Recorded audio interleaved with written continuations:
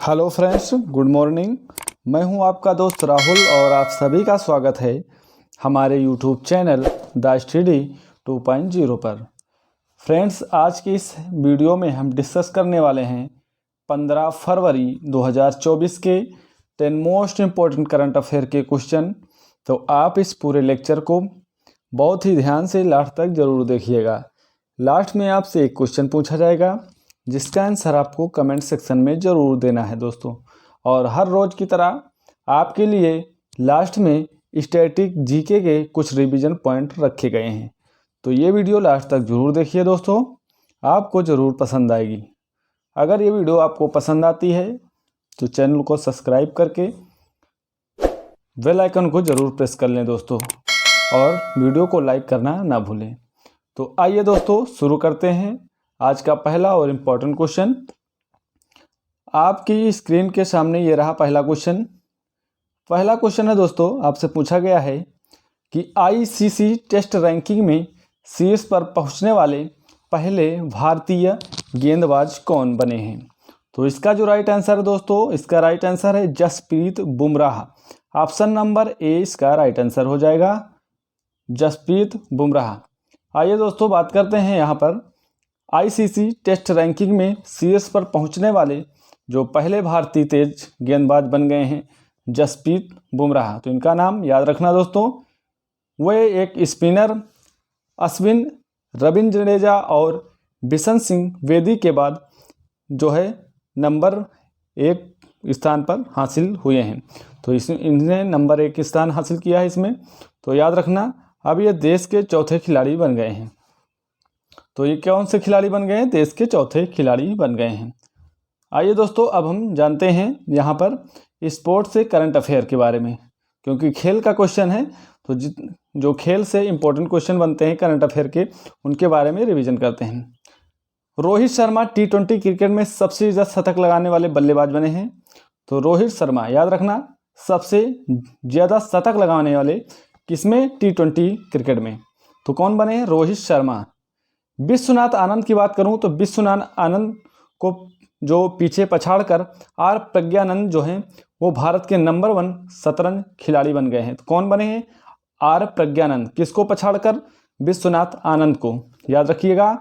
दिसंबर 2023 के लिए ICC player of the month दिसंबर 2023 के लिए किसको? पैट कामिंस और दीप्ति शर्मा बनी हैं। तो कौन बनी है? पैट कामिंस और दीप्ति शर्मा बनी हैं।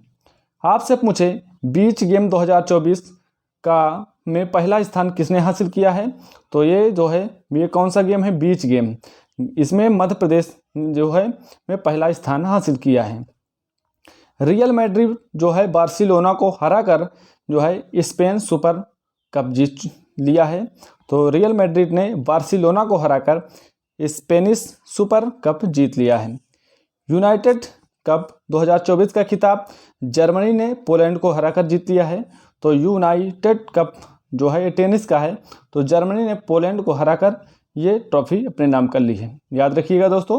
अब दोस्तों बात करते हैं अंतर्राष्ट्रीय क्रिकेट परिषद के बारे में। इसका गठन जो हुआ है 15 जून 1909 को इसकी स्थापना होती है। मुख्यालय इसका दुबई में है, संयुक्त अरब अमीरात। याद रखिएगा।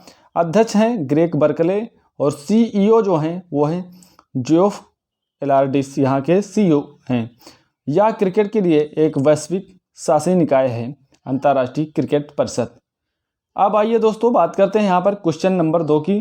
तो दोस्तों वीडियो पसंद आ रहा हो तो वीडियो को लाइक ज़रूर करें दोस्तों, और चैनल पर नए हैं तो चैनल को सब्सक्राइब जरूर कर लें। दोस्तों क्वेश्चन नंबर 2 है मेरा, पहली बार फिट इंडिया मूवमेंट के ब्रांड एम्बेसडर के रूप में किसे नियुक्त किया गया है। तो इसका जो राइट आंसर है दोस्तों, Narendra Kumar Yadav. Option number D इसका राइट आंसर हो जाएगा, नरेंद्र कुमार यादव। पहली बार, याद रखिएगा, इंपॉर्टेंट क्वेश्चन है। पहली बार फिट इंडिया मूवमेंट के ब्रांड एम्बेसडर बनाए गए हैं। तो नरेंद्र कुमार यादव का नाम आप याद रखिएगा। भारतीय राजस्व सेवा अधिकारी जो नरेंद्र कुमार यादव है, इन्हें जो फिट इंडिया मूवमेंट का ब्रांड एम्बेसडर बनाया गया है। ये जो है नरेंद्र कुमार यादव, ये 2009 में भारतीय राजस्व सेवा जो IRSS के अधिकारी ये बने थे। और बात करते हैं यहाँ पर फिट इंडिया की, तो इसकी स्थापना जो होती है फिट इंडिया मूवमेंट की, वो होती 29 अगस्त 2019 को। और उस उद्देश्य इसका ये है कि दैनिक जीवन में जो शारीरिक गतिविधियाँ हैं और खेल को शामिल करने के लिए प्रोत्साहन करना जो है इसका उद्देश्य है। दोस्तों बात करते हैं यहाँ पर ब्रांड एम्बेसडर की। उत्तराखंड के ब्रांड एम्बेसडर जो नए बनाए गए हैं वो प्रसून जोशी को बनाया गया है। बोर्ड के ब्रांड एम्बेसडर बने हैं Ranbir Singh. ICC cricket world cup 2023 के ब्रांड एम्बेसडर थे वो थे शाहरुख खान। तो याद रखिए आईसीसी वर्ल्ड कप के जो ब्रांड एम्बेसडर थे वो शाहरुख खान थे। और राडो के ब्रांड एम्बेसडर है कैटरीना कैफ। त्रिपुरा पर्यटन के जो ब्रांड एम्बेसडर बनाए गए वो सौरव को बनाया गया है। और पेप्सिको इंडिया के जो ब्रांड एम्बेसडर बनाए गए हैं वह रणबीर सिंह हैं। तो याद रखिएगा। बात करते हैं यहाँ पर दोस्तों क्वेश्चन नंबर 3 की। क्वेश्चन नंबर 3 है कि विश्व रक्षा प्रदर्शनी 2024 का आयोजन किस देश में किया गया है। तो ये जो विश्व रक्षा प्रदर्शनी है इसका जो आयोजन है दोस्तों वो सऊदी अरब में किया गया है। तो ऑप्शन नंबर सी इसका राइट आंसर हो जाएगा, सऊदी अरब इसका राइट आंसर हो जाएगा। विश्व रक्षा प्रदर्शनी की बात करें तो इसका जो आयोजन है वो 4 से 8 फरवरी 2024 को किया गया। और आयोजन जो स्थल है वो सऊदी अरब जो रियाद है वहाँ पर ये आयोजन किया गया है। भारत में जो प्रतिनिधि हैं जो भारत की तरफ से वो हैं रक्षा राज्य मंत्री अजय भट्ट। याद रखिएगा। इस रक्षा प्रदर्शनी का आयोजन जो है वो रक्षा तकनीकी की प्रगति पर खर्चा करने और कंपनियों के बीच सहयोग को बढ़ावा देने के लिए किया गया है। तो ये सारी बातें आप याद रखिएगा। बात करते हैं सऊदी अरब के बारे में। तो सऊदी अरब की जो राजधानी है वो सभी को पता होगी, रियाद है। मुद्रा इसकी है रियाल मुद्रा है। प्रधानमंत्री यहाँ के हैं मोहम्मद बिन सलमान, यहाँ के प्रधानमंत्री हैं। सऊदी अरब की राजधानी जो है रियाद ने अभी जो है 2023 में एक्सपो वर्ल्ड फेयर का आयोजन यहाँ पर किया जाएगा। तो सऊदी अरब की राजधानी रियाद में एक्सपो 2030 जो है वर्ल्ड फेयर का आयोजन यहीं पर किया जाएगा। तो ये करंट अफेयर का क्वेश्चन है, याद रखिएगा। क्वेश्चन नंबर 4 की बात करते हैं दोस्तों। क्वेश्चन नंबर 4 है कि विधानसभा में समान नागरिक संहिता विधेयक पारित करने वाला पहला राज्य कौन बन गया है। देखिए ये इंपॉर्टेंट क्वेश्चन है और ये क्वेश्चन किसी न किसी सीट में जरूर पूछेगा, परीक्षा आने वाली परीक्षा में यहाँ से क्वेश्चन बनेगा। तो विधानसभा जो है समान नागरिक संहिता विधेयक पारित करने वाला जो पहला राज्य बन गया है वो उत्तराखंड राज्य बन गया है। तो याद रखिएगा ऑप्शन नंबर ए इसका राइट आंसर हो जाएगा, उत्तराखंड। बात करते हैं स्वतंत्रता के बाद जो समान नागरिकता जो संहिता विधेयक पारित करने वाला उत्तराखंड ये पहला राज्य बन गया है। और स्वतंत्रता के पहले जो समान नागरिकता संहिता जो है वो गोवा राज्य में लागू की गई थी। तो ये स्वतंत्रता के पहले लागू की गई थी लेकिन पहला राज्य बना है स्वतंत्रता के बाद, तो उत्तराखंड बन चुका है। तो याद रखिएगा उत्तराखंड का नाम। अब दोस्तों बात करते हैं समान नागरिक संहिता इसके बारे में। इसके जरिए जो पर्सनल लॉ होता है, पर्सनल कानून होता है, उसको खत्म करके सभी के लिए एक जैसा कानून बनाए जाने का प्रावधान है इसमें। और इस विधेयक के प्रावधान जो हैं वो जनजाति समुदाय पर लागू नहीं होंगे, ये बताया गया है। और समान नागरिक संहिता का वर्णन जो है वो अनुच्छेद 44 में किया गया है। तो अनुच्छेद 44 में इसका जिक्र किया गया है दोस्तों, याद रखिएगा। उत्तराखंड आया है तो उत्तराखंड से करंट अफेयर के बारे में जान लेते हैं। न्यायमूर्ति रितु बाहरी ने उत्तराखंड उच्च न्यायालय की जो पहली महिला मुख्य न्यायाधीश के रूप में शपथ ली है। तो कौन किसका नाम याद रखेंगे, यहाँ पर न्यायमूर्ति रितु बाहरी का नाम याद रखेंगे। उत्तराखंड वैश्विक निवेश शिखर सम्मेलन का आयोजन जो होगा वो देहरादून में किया जाएगा। किसका, वैश्विक निवेश शिखर सम्मेलन का। उत्तराखंड में मेडिकल कॉलेज जो हैं, उत्तराखंड में जो मेडिकल कॉलेज में हिंदी MBBS पाठ्यक्रम शुरू करने की घोषणा की है। तो उत्तराखंड ने शुरू की है। मांडा को पहला भारतीय गांव घोषित किया गया है। ठीक है, तो मांडा की याद रखने, इसे पहला भारतीय गांव घोषित किया गया है जो कि उत्तराखंड राज्य में स्थित है। उत्तराखंड सरकार ने 30% कितने प्रतिशत, 30% जो है महिला आरक्षण विधेयक को भी मंजूरी दी है। तो उत्तराखंड ने दी है। अब दोस्तों क्वेश्चन नंबर 5 की बात करते हैं। क्वेश्चन नंबर 5 है कि नामीबिया के नए राष्ट्रपति कौन बने हैं। तो नामीबिया के जो नए राष्ट्रपति बने हैं वो बने हैं नांगोलो उम्बुबा। तो याद रखें, नांगोलो उम्बुबा बने हैं यहाँ के जो है नए राष्ट्रपति। तो याद रखिएगा इनका नाम। अब आइए दोस्तों बात करते हैं यहाँ पर इनके बारे में। तो नामीबिया के तत्कालिक राष्ट्रपति जो है हेज गिंगोब का निधन हो गया है कैंसर के कारण। तो उनके निधन के बाद दोस्तों अब यहाँ के जो नए प्रधानमंत्री बनाए गए हैं वो राष्ट्रपति बनाए गए दोस्तों। तो याद रखिएगा नए राष्ट्रपति बन चुके हैं। और यहाँ के जो प्रधानमंत्री हैं दोस्तों वो हैं सारा कुआरगो गेलेवा, यहाँ के नए जो दोस्तों प्रधानमंत्री बन चुके हैं। और राजधानी जो यहाँ की है वो विंडहोक यहाँ की राजधानी है नामीबिया की। और मुद्रा जो है यहाँ की डॉलर यहाँ की मुद्रा है। तो याद रखिएगा। अब दोस्तों बात करते हैं यहाँ पर अंतर्राष्ट्रीय नियुक्तियाँ क्या क्या हुई हैं, जो भी अभी तक हुई हैं नियुक्तियाँ अंतर्राष्ट्रीय, जो प्रधानमंत्री हो या राष्ट्रपति हो उनके बारे में जान लेते हैं। तो अभी हाल ही में अल सल्वाडोर के जो राष्ट्रपति बने हैं वो नायब बुकेले को बनाया गया, बुकेले को। तो ये अल सल्वाडोर के राष्ट्रपति बनाए गए हैं नायब बुकेले, ठीक है, याद रखिएगा। अगर फ्रांस के प्रधानमंत्री की बात करें तो ये बने हैं गैब्रियल अटल बने हैं। और वहीं पर हम बात करें कि कोमोरोस के राष्ट्रपति तो वो बने हैं अंजाली असोमानी। और ग्वाटेमाला के राष्ट्रपति बात करें बर्नार्डो एरेवेलो बने हैं, ठीक है, वो बने हैं ग्वाटेमाला के राष्ट्रपति। चाड के प्रधानमंत्री आपसे पूछे तो बने हैं सुक्सेर बसरा। तो सुक्सेर मसरा जो बने हैं चक के जो है प्रधानमंत्री बने हैं। डेनमार्क के राजा आपसे पूछे तो क्राउन प्रिंस फेडरिक बने हैं। ताइवान के राष्ट्रपति जो बने हैं वो विलियम लाई बने हैं। और बांग्लादेश के अभी हाल ही में फिर से नए जो प्रधानमंत्री शेख हसीना बन चुकी हैं।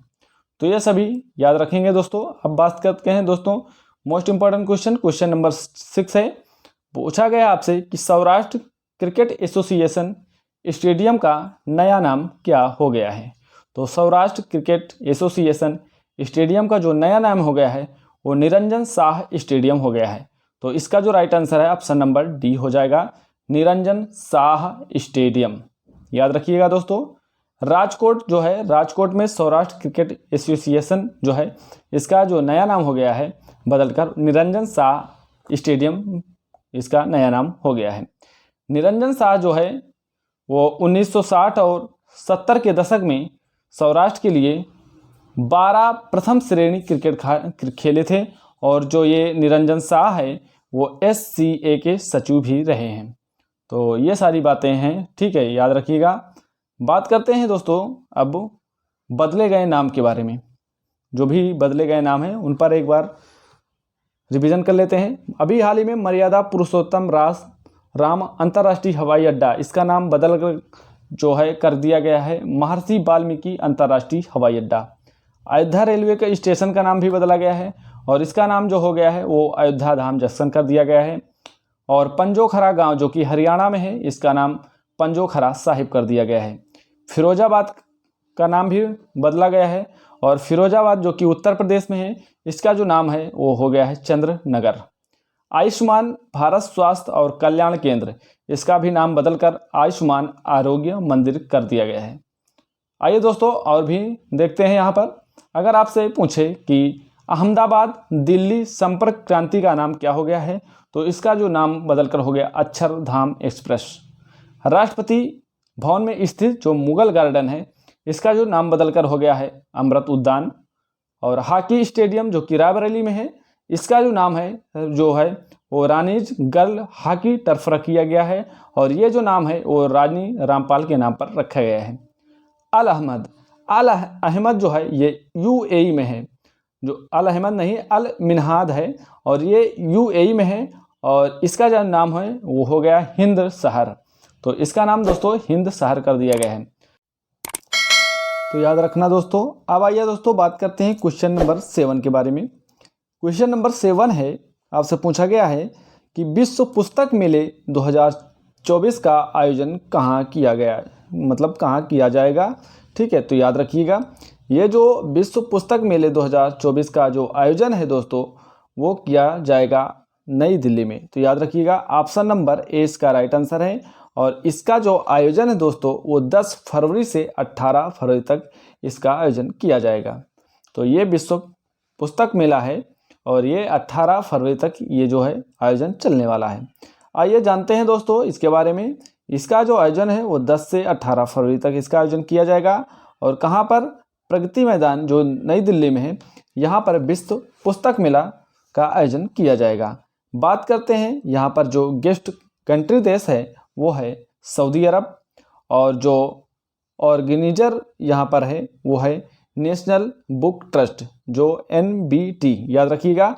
और नेशनल बुक ट्रस्ट के जो निदेशक हैं वो दोस्तों हैं युवराज मलिक, याद रखिए युवराज मलिक यहाँ के जो है निदेशक हैं NBT के। और NBT की जो स्थापना हुई है वो हुई है 1957 में, और विश्व पुस्तक मेला जो पहली बार इसका आयोजन किया गया था वो 1972 में इसका पहली बार आयोजन किया गया था। अब दोस्तों आइए हम बात करते हैं यहाँ पर मेले से संबंधित जो भी करंट अफेयर हैं उनको एक बार रिवीजन करते हैं। अगर आपसे पूछे कि श्रावणी मेला कहाँ पर लगता है, तो श्रावणी मेला जो दोस्तों है वो झारखंड के देवघर में लगता है। नेक्स्ट है कि वैश्विक आयुर्वेद मेले का आयोजन जो है वो कहाँ किया गया था, तो वो है आयोजन इसका जो है तिरुवनंतपुरम जो कि केरल में यहाँ पर किया गया। एशिया का सबसे बड़ा अंतर्राष्ट्रीय खाद्य और आतिथ्य मेला जो है हार 2023 का आयोजन जो है वो नई दिल्ली में किया गया था। तो याद रखिएगा, अगर आपसे पूछे दोस्तों कि 2023 में पहली बार है, याद रखिएगा पंजाब गवर्नमेंट के द्वारा झींगा मेला कहाँ आयोजित किया गया था, तो पंजाब में, याद रखिएगा। अंतर्राष्ट्रीय पर्यटन मेला जो 2023 ये जो है स्पेन की राजधानी मैड्रिड में किया गया था। उधमपुर में जो गोल मेला है इसका आयोजन जम्मू कश्मीर उधमपुर में किया गया था। अब दोस्तों बात करते हैं क्वेश्चन नंबर 8 के बारे में। इंपॉर्टेंट क्वेश्चन है, याद रखिएगा।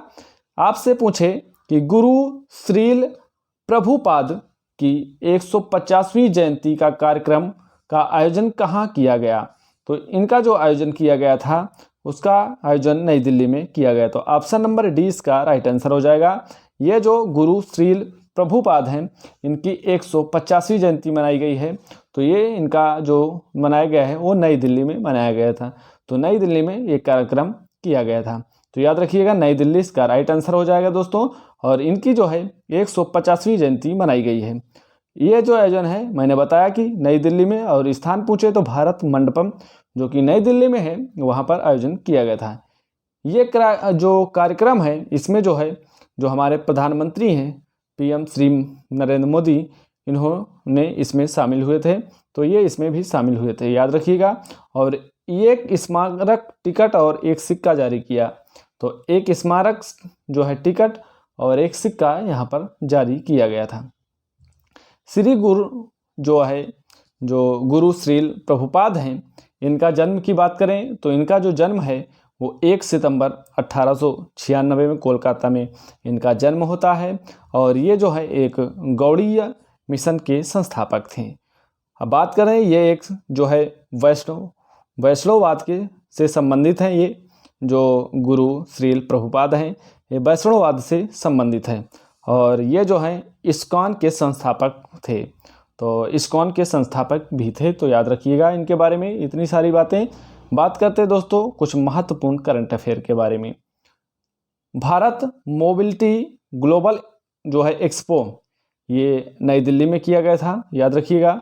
और PM नरेंद्र मोदी ने जो कि प्रधानमंत्री हैं, इन्होंने जो है प्रधानमंत्री सूर्योदय योजना का भी जो है शुरू किया है। तो ये प्रधानमंत्री द्वारा शुरू किया गया है। PM मोदी ने नासिक में 27वें राष्ट्रीय युवा महोत्सव का उद्घाटन किया है।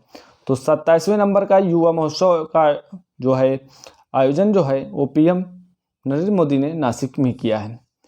प्रधानमंत्री ने लक्षद्वीप में 1156 करोड़ रुपए की परियोजनाओं का उद्घाटन किया है और शिलान्यास भी किया है।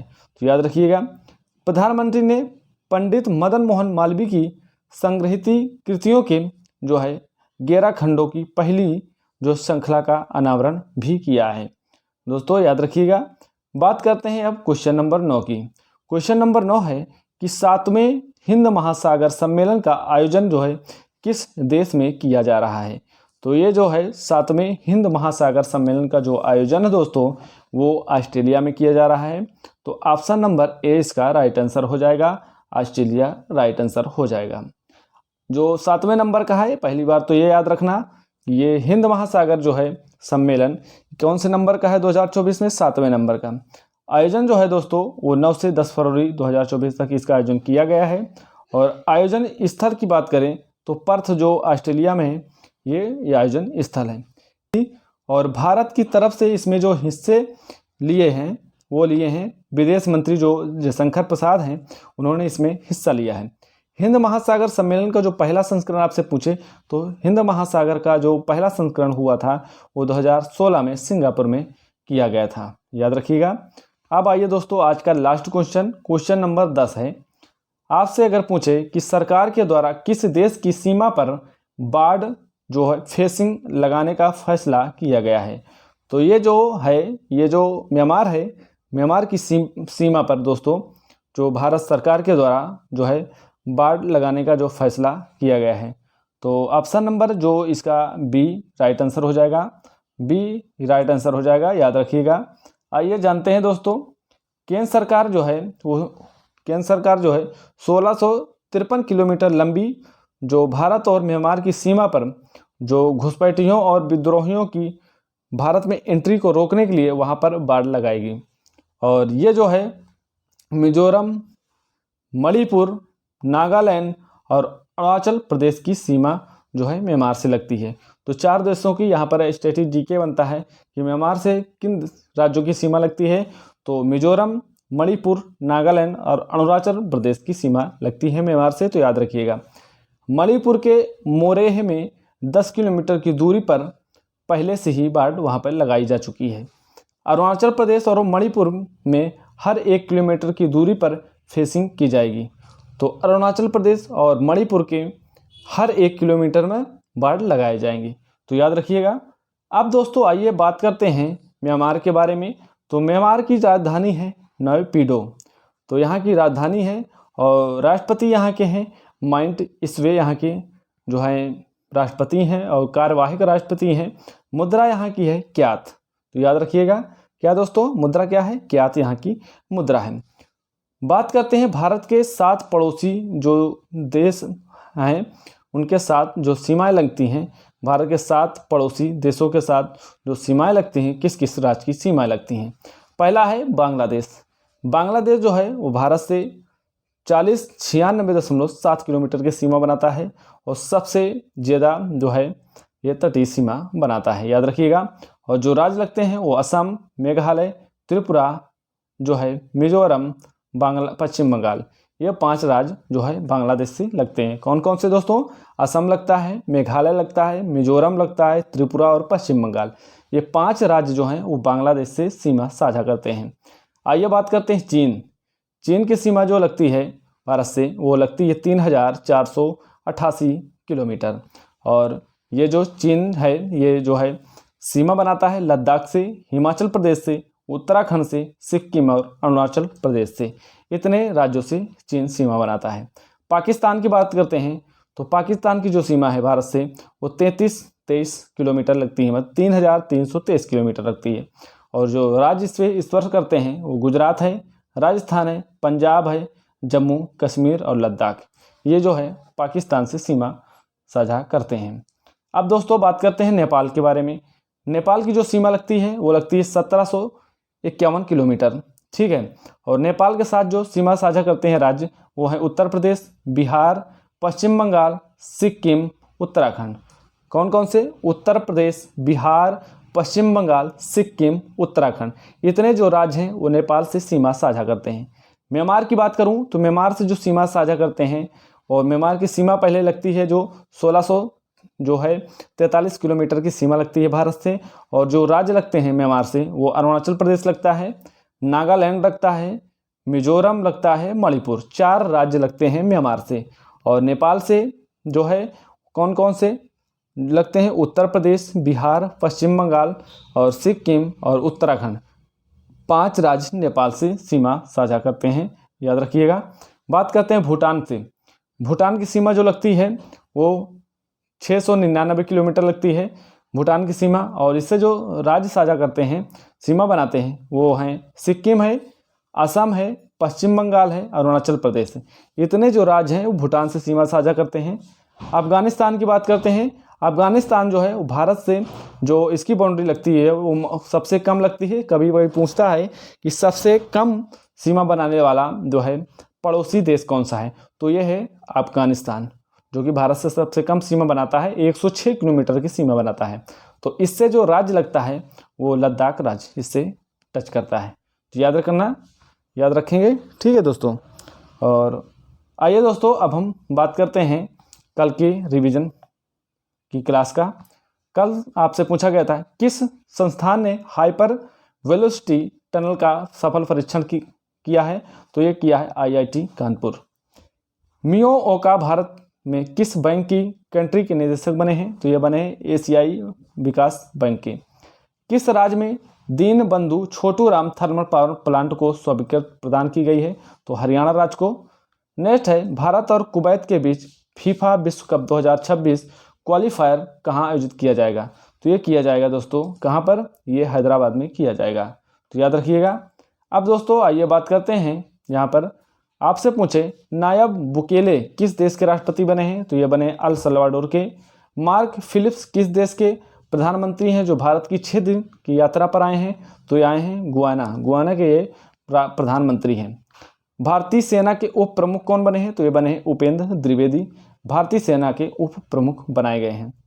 दोस्तों याद रखिएगा, भारतीय ऊर्जा जो है सप्ताह 2024 का आयोजन जो है कब किया जाएगा, तो ये 6 से 9 फरवरी में किया गया है। मुख्यमंत्री वायुश्री योजना किस जो है योजना शुरुआत जो है कहाँ की गई है, तो ये महाराष्ट्र में की गई है। नेक्स्ट है किस देश ने भारतीय नागरिकों के लिए वीजा मुक्त यात्रा नीति की घोषणा की है, तो ये ईरान ने की है। तो ये सभी जो है दोस्तों कल का रिवीजन था। आइए दोस्तों बात करते हैं स्टैटिक जीके के रिवीजन के बारे में। आज का स्टैटिक जीके के रिवीजन है भारत रत्न से सम्मानित होने वाली पहली भारतीय महिला। देखिए इंपॉर्टेंट जो भी है स्टैटिक जीके के जो रिवीजन है दोस्तों, ये काफ़ी ज़्यादा महत्वपूर्ण होता है, ठीक है। यहाँ से देखिए सबसे ज़्यादा क्वेश्चन आपको यहीं से मिलने वाले हैं, ठीक है, रिवीजन पॉइंट से मेरे स्टैटिक जीके के। तो परीक्षाएं जो हैं इनमें से आपको क्वेश्चन कहीं ना कहीं देखने को जरूर मिलेगा दोस्तों। तो मैं आपसे ये कहता हूँ कि नोट एक पतली सी नोट बना के इसको नोट डाउन करके रखेंगे, ठीक है दोस्तों। तो शुरू करते हैं। भारत रत्न से सम्मानित पहले जो होने वाली पहली भारतीय महिला कौन है, तो हैं श्रीमती इंदिरा गांधी, याद रखिएगा। और नेक्स्ट है कि एक भारतीय राज्य की पहली महिला राज्यपाल, तो वो बनी हैं दोस्तों श्रीमती सरोजिनी नायडू। एक भारतीय राज्य की पहली महिला मुख्यमंत्री आपसे पूछें, तो ये बनी है श्रीमती सुचेता कृपलानी, तो सुचेता कृपलानी बनी है।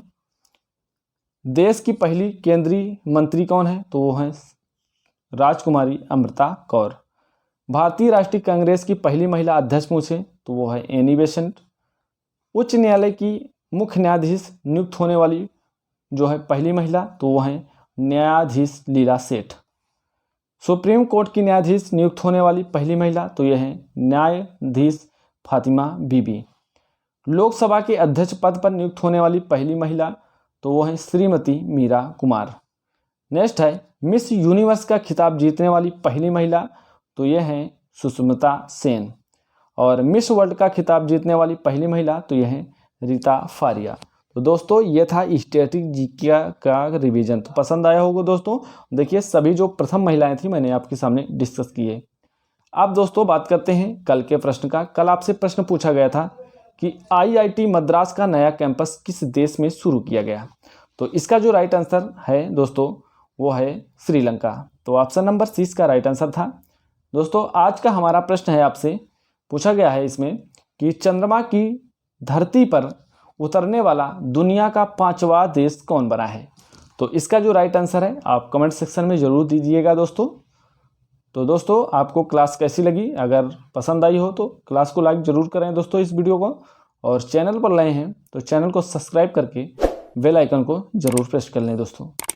और वीडियो कैसी लगी कमेंट सेक्शन में ज़रूर बताएं दोस्तों। तो मिलते हैं दोस्तों नेक्स्ट वीडियो में। आज के लिए सभी दोस्तों को जय हिंद जय भारत।